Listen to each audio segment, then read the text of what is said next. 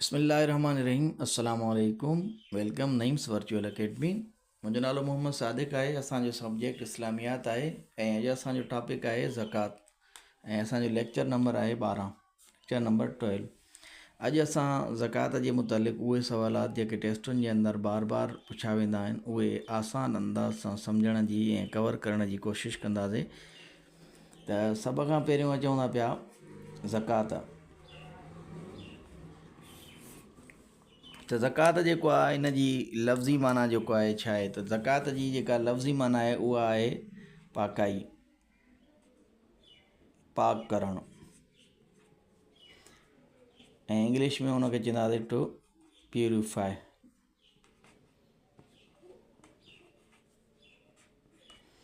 उनखां पोइ ज़कात जेका आहे इहा आहे माली इबादत। सवाल ईंदो आहे त ज़कात कहिड़ी इबादत आहे, त इन जो जवाबु आहे ज़कात जेको आहे इहा माली इबादत आहे। पोइ वरी सवाल ईंदो आहे त ज़कात जेको आहे इस्लाम जो बुनियादी पिलर आहे, ॿुधायो त इहो काएं नंबर ते पिलर आहे, त हे इस्लाम जो 3 नंबर पिलर आहे।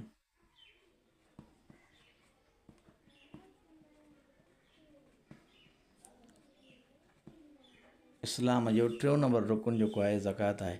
ज़कात जी माना थी वई टू प्यूरिफाई, ज़कात माली इबादत आहे। ज़कात इस्लाम जो 3 बुनियादी जेको आहे रुकन आहे।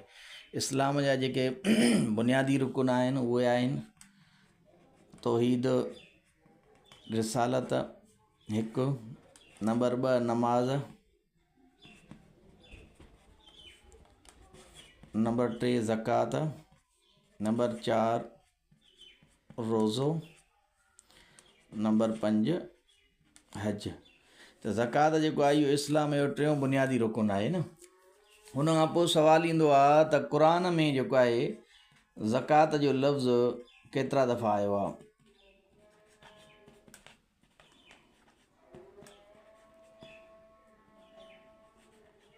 क़ुर में ज़कात जो लफ़्ज़ 32 दफ़ा आयो आहे।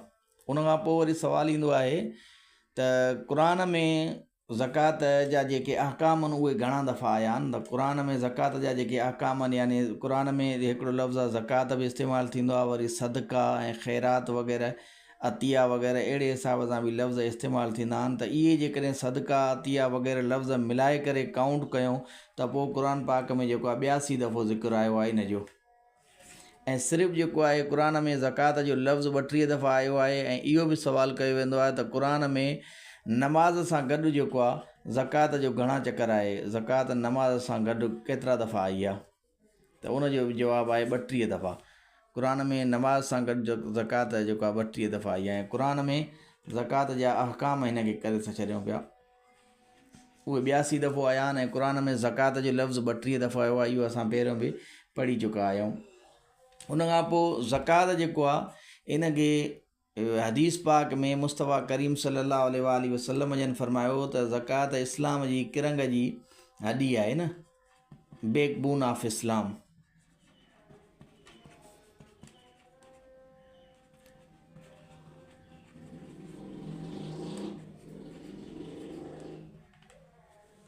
बैकबोन ऑफ इस्लाम, ऐं इन खे जेको आहे टेजर ऑफ इस्लाम बि चयो वियो आहे।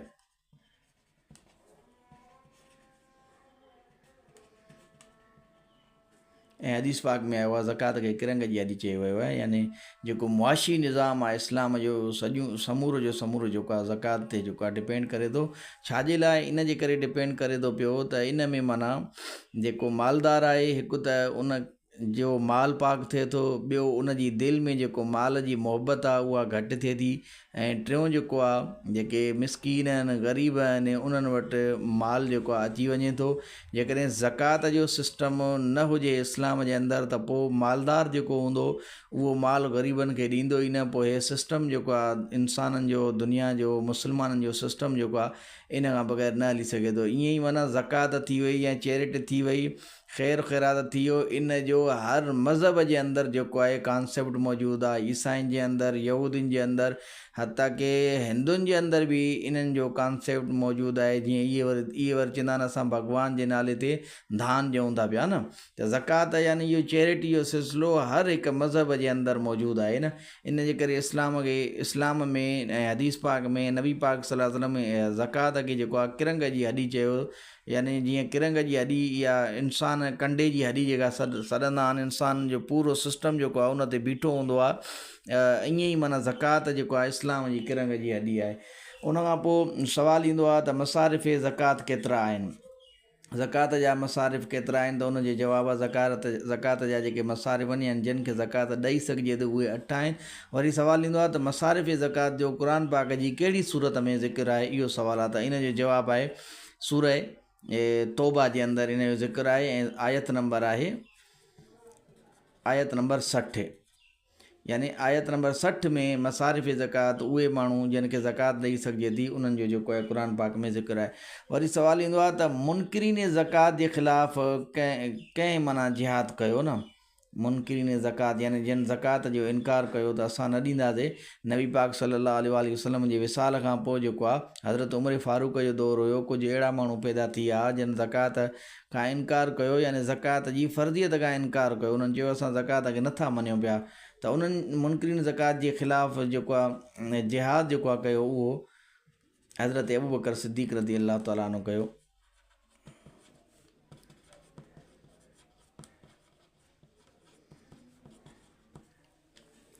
उनखां पोइ हिकिड़ो सुवालु ईंदो आहे त साहिब निसाब जेको आहे उहो कंहिंखे चवंदा आहिनि। साहिब निसाब, उहो साहिब निसाब उहो शख़्स आहे जंहिं ते ज़कात वाजिबु थिए थी न।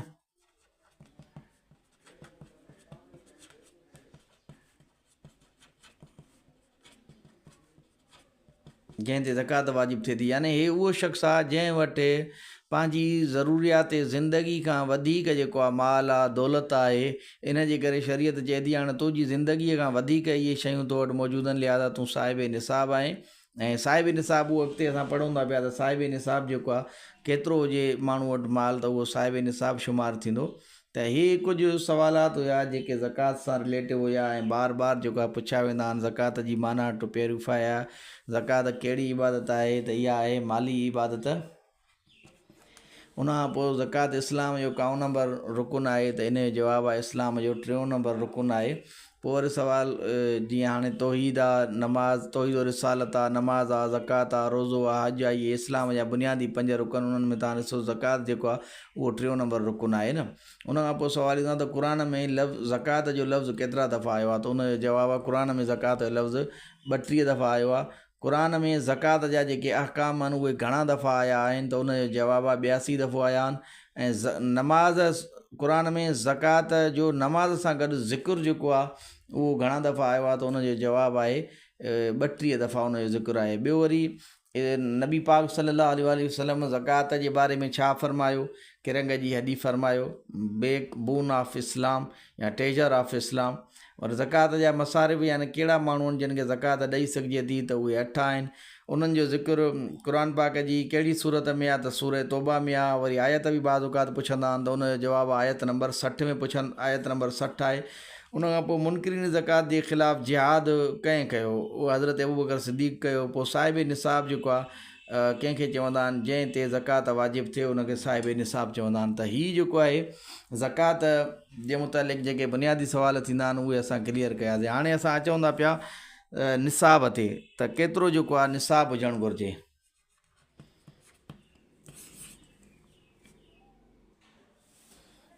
सोन जेको आहे उहो घणो हुजे, 7.5 तोला। ऐं बाज़ औक़ात वरी सुवालु इन जे बारे में ग्रामनि जे हिसाब सां बि कंदा अथव, त माना केतिरा ग्राम हुजनि त उन्हनि ते माना ज़कात वाजिबु आहे, फ़र्ज़ु आहे। त ग्रामनि में असां पढ़ूं था त ग्रामनि में आहे 87.48, यानी 87 ग्राम 48 मिलीग्राम, हे ग्रामनि जे अंदरि आहे। उनखां पोइ आहे चांदी। चांदी केतिरी हुजे, त चांदी जो जेको निसाब आहे उहो आहे 52.5 तोला। ऐं जेकॾहिं वरी ग्रामनि में इनखे पढ़ूं त ग्रामनि में ईंदो 612 0.36 मिलीग्राम।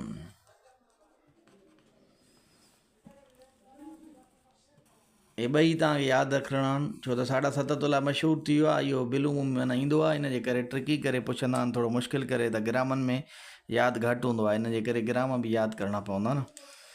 उन खां पोइ जेको आहे हे त निसाब आहे माना सोन ऐं चांदी ते न।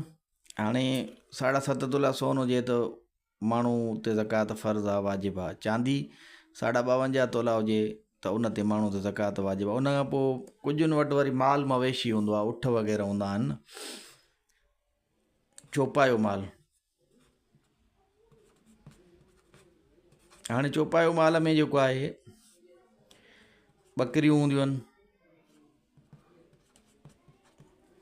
चोपायो माल में गऊं हूंदियूं आहिनि, चोपायो माल में उठ हूंदा आहिनि, गऊं सां गॾु तव्हां मेहूं बि लिखो, ॿकरियुनि सां गॾु जेको आहे तव्हां रिढां बि लिखो, घटा जंहिंखे चवंदा आहियूं। त हाणे इहे केतिरियूं हुजनि त उन ते माना ज़कात वाजिबु आहे।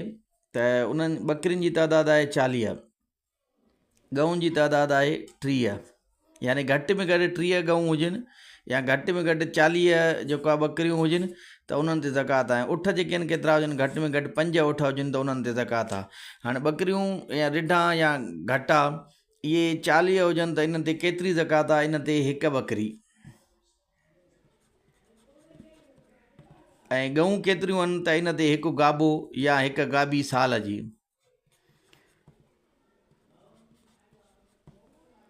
उठ इन ते जेकॾहिं 5 उठ आहिनि त हिकु ॿकरी। ऐं उन खां पोइ हे त थी वियो चोपायो माल न, चोपायो माल ॿकरियूं रिढा 40 हुजनि त हिकु ॿकरी आहे उन्हनि ते, गऊं या मेहूं छो त जिन्स हिकु या 30 हुजनि घटि में घटि त उन्हनि ते हिकु गाबो या हिकु गाबी जेको आहे उहो साल जी। उठ जेको आहे, उठ केतिरा हुजनि, 5 उठ आहिनि त उन्हनि ते हिकु ॿकरी आहे। उन खां पोइ ज़मीन जेको आहे उन ते बि आहे। हाणे ज़मीन जेका आहे इहे 2 क़िस्मनि जी आहे, हिकु ज़मीन उशरी सॾिबी आहे ऐं हिकु ख़िराजी। उशरी ज़मीन में वरी 2 क़िस्मूं आहिनि,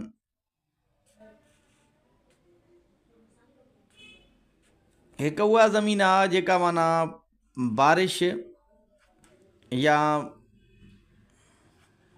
नहर नदी नालो वग़ैरह या वाह जे पाणी सां माना उहा उनखे पाणी ॾींदा आहिनि ऐं उन में रुपयो बि हारीअ जो ज़मीनदार जो ख़र्चु न ईंदो आहे, त उन ते उन ज़मीन ते उशुर वाजिबु आहे।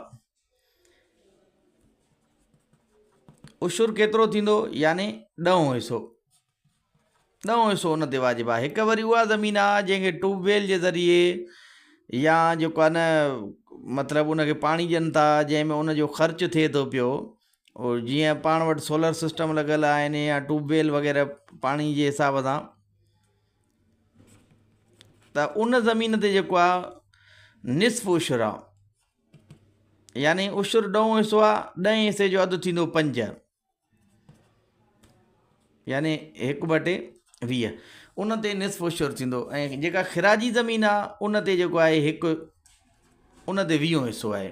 ख़िराजी ज़मीन ते जेका ख़िराजी ज़मीन आहे उन ते उन जी पैदावार ते, ज़मीन जी पैदावार ते जेको आहे 20 हिसो थींदो। यानी जेकॾहिं 100 मण जेको आहे कणक लथी त उहो जेकॾहिं उहा ख़िराजी ज़मीन आहे त उन ते 20 मण थींदो।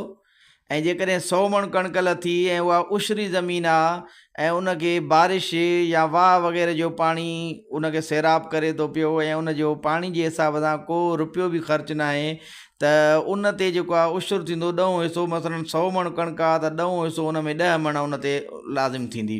उन खां पोइ ट्यूबवेल आहे जे ज़रिए माना उहा ज़मीन सैराब थिए थी, उनखे पाणी ॾिए थो, त उन में निस्फ़ उशुर लॻंदो, यानी 5 मण 100 मण मां जेको आहे न, इहो ज़हन में रखी छॾियो त उन ते 5 मण आहिनि। बहरहाल हे सुवालात ईंदा घटि आहिनि वन पेपर जे अंदरि। वन पेपर जे अंदरि सिर्फ़ु इहो सुवालु इन मां अची सघे थो, उशरी ज़मीन ते केतिरो आहे, उशुर केतिरो वाजिबु आहे, त उहो आहे 10 हिसो। त इहो तव्हां ज़हन में रखी छॾियो। अच्छा, हिननि में चोपायो माल में या हे सोन चांदी, इन में हिकु शइ इहा लाज़मी अथव त साल पूरो जो पूरो इनखे माना गुज़री वञे, सवाइ जेका माना ज़मीनी पैदावार आहे उनखे छॾे करे, छो त ज़मीनी पैदावार में को फ़सुलु, मोबाइल जी स्पेस पूरी थी वई इन जे करे वीडियो कटिजी वई। मां इहो पियो ॿुधायां त हे जेके माना निसाब आहे इहो माना घटि में घटि निसाब आहे त इन में सोन ऐं चांदी इन्हनि खे माना पूरो साल गुज़री वञे। मसलन अॼु तारीख़ आहे 16 रमज़ान मुबारक न, त अॻिलो साल गुज़री अचे, 16 रमज़ान जी तारीख़ अचे, पोइ माना इहा ज़कात लाज़िम थींदी जेका बि माना आहे। ऐं ज़मीन ते सिलसिलो इहो न थींदो, छो त ज़मीन जी पैदावार जेका आहे उहा का 3 महीननि जो फ़सुलु थींदो आहे, को 6 महीननि जो फ़सुलु थींदो आहे। पोइ जेतिरो बि फ़सुलु थींदो उछरी ज़मीन ते 1/8 हिसो जेको आहे उहा ज़कात आहे। उनखां पोइ चोपायो माल जेको आहे इन में बि माना शर्तूं आहिनि। हिकु शर्त इहा आहे त उहा साइमा हुजे, माना साल जो अक्सर हिसो उहो जेको जानवर आहे, बकरियूं आहिनि, गऊं आहिनि, उठ आहिनि, उहे माना ॿाहिरि झंग जो खाधो खाई करे गुज़ारो कनि। जेकॾहिं उहे साल जो अक्सर हिसो घर में खाइनि थियूं पियूं त पोइ उन्हनि ते ज़कात तिजारत जे हवाले सां थींदी। जेकॾहिं तिजारत जी गर्ज़ सां रखियल आहिनि त, जेकॾहिं तिजारत जी गर्ज़ सां रखियल न आहिनि त पोइ जेको आहे उन्हनि ते ज़कात न थींदी। पोइ उन ते उहे छो त हाजत असलिया जे हवाले सां हूंदियूं, इन जे करे उन्हनि ते पोइ ज़कात न थींदी। इहा छोड़ो ज़हन में तव्हां रखी छॾियो। हाणे कुझु अहम, अच्छा उनखां पोइ मसारिफ़ ज़कात ईंदा आहिनि न। हाणे मसारिफ़ ज़कात जेके आहिनि उहे कहिड़ा कहिड़ा आहिनि, जेके क़ुर पाक जी सूरह तौबा जे अंदरि जंहिंजो ज़िक्र आहे उन में हिकिड़ो आहे फ़क़ीर, हिकिड़ो आहे मिसकीन, 3 नंबर ते अचे थो आमिलीन, इन्हनि जी वज़ाहत बाद में कयां थो। 4 नंबर ते अचे थो मुअल्लफ़तुल क़ुलूब, 5 नंबर ते अचे थो रिकाब माना ग़ुलाम, 6 नंबर ते अचे थो फ़ी सबीलिल्लाह माना अल्लाह जी राह में। अच्छा हिन जी जेको आहे उहो 7 नंबर आहे। 6 नंबर मूंखां माना विसरी वियो, उहो आहे गारिमीन। गारिमीन माना कर्ज़दार, मक़रूज़ शख़्स। उनखां पोइ 8 नंबर ते आहे इब्न सबील,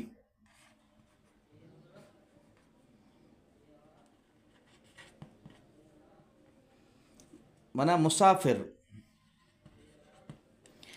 त हाणे हिन में मसारिफ़ ज़कात यानी उहे माण्हू जिन खे असां इस्लाम जेको आहे चवे थो ज़कात ॾेई सघिजे थी, उन में हिकिड़ो आहे फ़क़ीर। फ़क़ीर उहो शख़्स आहे जंहिं वटि कुझु खाधे पीते जे लाइ हुजे, पर माना उहो ॿिए हंधि वाझाईंदो हुजे। जीअं पाण वटि आम फ़क़ीर हूंदा आहिनि, हिन वटि खाइण पीअण जे लाइ जेको आहे खाइण पीअण खां हलाक हूंदा आहिनि, लेकिन हिन वटि का शइ हूंदी आहे। मिसकीन उहो शख़्स आहे जंहिं वटि बिल्कुलु का शइ बि न हुजे, उहो शख़्स मिसकीन आहे। आमिलीन कहिड़ा शख़्स आहिनि? आमिलीन उहे शख़्स आहिनि जेके हुकूमत इस्लामिया जे तरफ़ां ज़कात कलेक्ट करण ते, वसूल करण ते जेको आहे मुक़ररु हूंदा आहिनि, उहे हूंदा आहिनि आमिलीन। त उन्हनि खे बि ज़कात ॾेई सघिजे थी पई।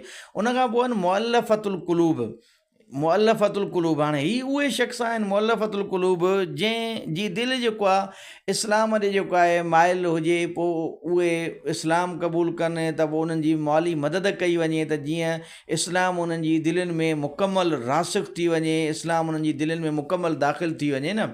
ईअं ई माना हर मज़हब कंदो आहे। हाणे क्रिश्चन जेको आहे उहो जेको वधियो आहे दुनिया जे अंदरि, त तारीख़ ॿुधाए थी, इस्लामी तारीख़, त उन्हनि माना जेके ग़रीब हुया शख़्स, उन्हनि जी माली मदद करे उन्हनि जेको आहे इस्लाम क़बूल कयो। बिलख़ुसूस पाकिस्तान जे अंदरि न, पाकिस्तान जे अंदरि जेका क्रिश्चन कम्यूनिटी आहे उहा माना उन्हनि जी माली मदद करे उन्हनि खे पंहिंजो मज़हब एक्सेप्ट कराए थो। हाणे थर जे अंदरि तव्हांखे इहो ॿुधाईंदो हलां त जेके कादियानी आहिनि, कादियानी थर में छो त ग़रीब इलाइक़ो आहे, पोइ उते माण्हुनि खे जेको आहे पैसा ॾेई करे कादियानी कनि था पिया न। त हे सिस्टम शुरू खां वठी हले थो पियो न। त मुअल्लफ़तुल क़ुलूब उहे शख़्स माना तालीफ़ क़ल्ब जे लाइ, इस्लाम जी मुहबत जे लाइ उन्हनि खे कुझु माल जूं कुल मदद उन्हनि जी थी वञे। रिकाब जेको आहे उहे केरु आहिनि? उहे आहिनि ग़ुलाम। इस्लाम जे शुराती दौर में जीअं ग़ुलाम हूंदा हुया, त उहे बि मुहताज हूंदा हुया, ग़रीब मिसकीन हूंदा हुया, पोइ उन्हनि खे बि ज़कात ॾियणु जेको आहे जाइज़ आहे। फ़ी सबीलिल्लाह यानी अल्लाह जी राह में, अल्लाह जी राह में माना जेको बि कमु अल्लाह जी राह में थियनि, जीअं मदरसे वग़ैरह में इस्लामी तालीम फ़ी सबीलिल्लाह ॾिनी वेंदी आहे त उन्हनि में बि ॾेई सघिजे थो। उन खां पोइ आहे ग़ारिमीन यानी कर्ज़दार, उहे शख़्स जेके मक़रूज़ थी चुका आहिनि वीचारा, उन्हनि जे मथां काफ़ी कर्ज़ु आयो आहे त शरीयत चए थी उन्हनि खे बि ज़कात ॾेई सघिजे थी पई। उन खां पोइ आहे इब्न सबील यानी उहे शख़्स मुसाफ़िर आहिनि। कहिड़ा मुसाफ़िर? भरे घर जे अंदरि उहे अमीर हुजनि लेकिन हाणे हिते हालत सफ़र जे अंदरि आहिनि, हिते उन्हनि वटि का शइ मौजूदु न आहे, त पोइ उहे ज़कात वठी सघनि था पिया न। त हीअ मसारिफ़ ज़कात थी आहे। ज़कात जे हवाले सां टॉपिक असां क्लियर कयोसीं अल्हम्दुलिल्लाह। उन खां पोइ कुझु अहम सुवाल जेके ज़कात जे मुतलिक़ ईंदा आहिनि उहे असां हिते कवर था कयूं पिया। त हिकिड़ो सुवाल ईंदो आहे त घोड़नि ते जेका ज़कात आहे,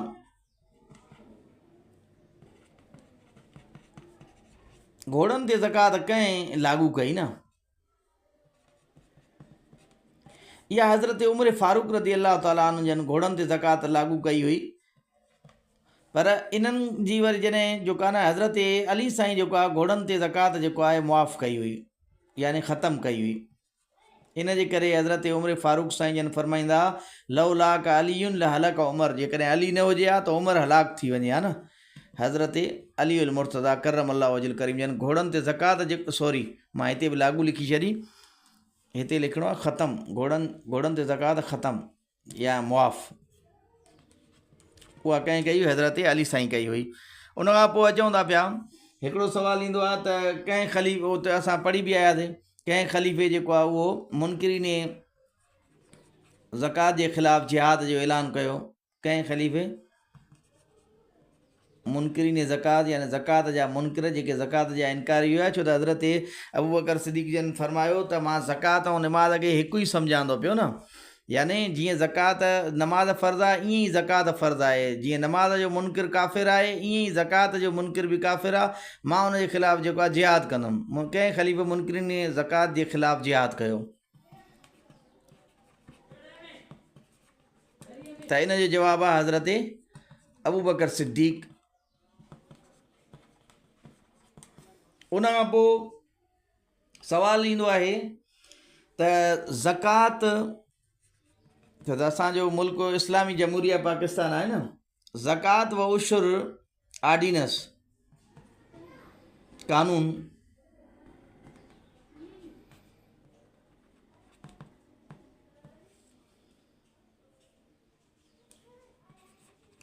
इहो सवालु ईंदो आहे त कॾहिं जारी थियो? ज़ियाउल हक़ जी हुकूमत हुई आहे 1980 में जेको आहे इहो कानून जेको आहे जारी थियो। ज़कात व उशुर आर्डिनेंस कॾहिं जारी थियो? त उन जो जवाबु आहे इहो 1980 में जारी थियो। उन खां पोइ हिकिड़ो सवालु ईंदो त खाण मां जेका निकिरंदी आहे, खाण मां निकितल शयुनि उन्हनि ते छा आहे? ज़मीनी पैदावार ते त असां पढ़ी आयासीं त उशुर आहे, खाण मां निकितल शयुनि ते केतिरो आहे?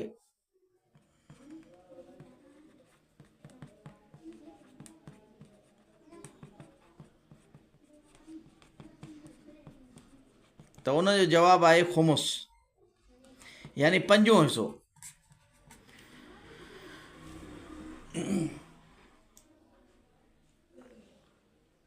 ऐं उन खां पोइ हिकिड़ो सुवालु ईंदो त ज़कात वसूल करण वारनि खे क़ुर पाक में जेको, बल्कि उहो पढ़ी आयासीं पाण, ज़कात वसूल करण वारनि खे क़ुर पाक में जेको आहे आमिलीन चवंदा आहिनि न। ऐं इहो बि सुवालु ईंदो त ज़कात जेको आहे कंहिं माल ते केतिरो अरसो गुज़रण बाद लाज़िम थींदी आहे?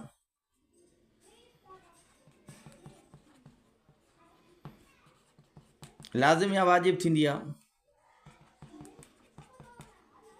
त उन जो जवाबु आहे 1 साल।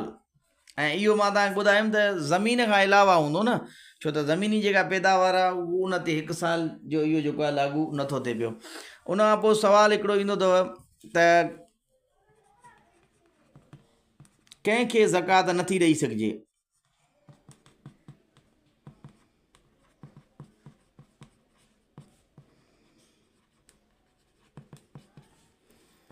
ज़कात कंहिंखे नथी ॾेई सघिजे त हिकिड़ो इन में आहे आले रसूल खे ज़कात, यानी रसूलुल्लाह सल्लल्लाहु अलैहि वसल्लम जी आल खे जेको आहे ज़कात नथी ॾेई सघिजे पई।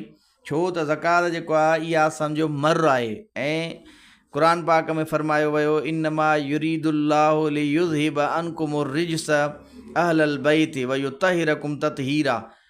त अहले बैत खां जेका मेल आहे रिजस आहे नापाकी आहे उहा परे कई वई आहे। त ज़कात जेको आहे उहा माना माल जी मेल आहे, इन जे करे आले रसूल खे ॾियणु जेको आहे उहा जाइज़ न आहे। उन खां पोइ वालिदैन खे बि ज़कात ॾियणु जाइज़ न आहे।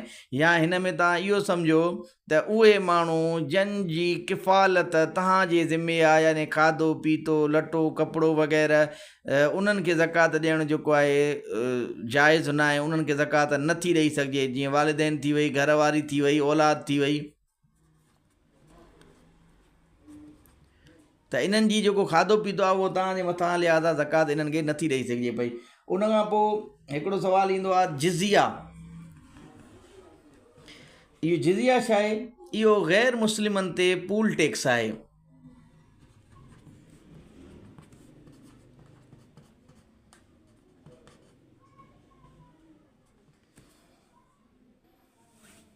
उन खां पोइ सदका फ़ितर जे बारे में जेको आहे सुवालु ईंदो आहे। सदका फ़ितर जेको आहे उहो कॾहिं वाजिबु थियो, उनजो हुकुम कॾहिं थियो, त उनजो हुकुम जेको आहे 2 हिजरी जे अंदरि थियो। इहो बि ज़हन में रखी छॾिजो। उन खां पोइ वरी सुवालु ईंदो त बदन जी जेका ज़कात छा आहे? बदन जी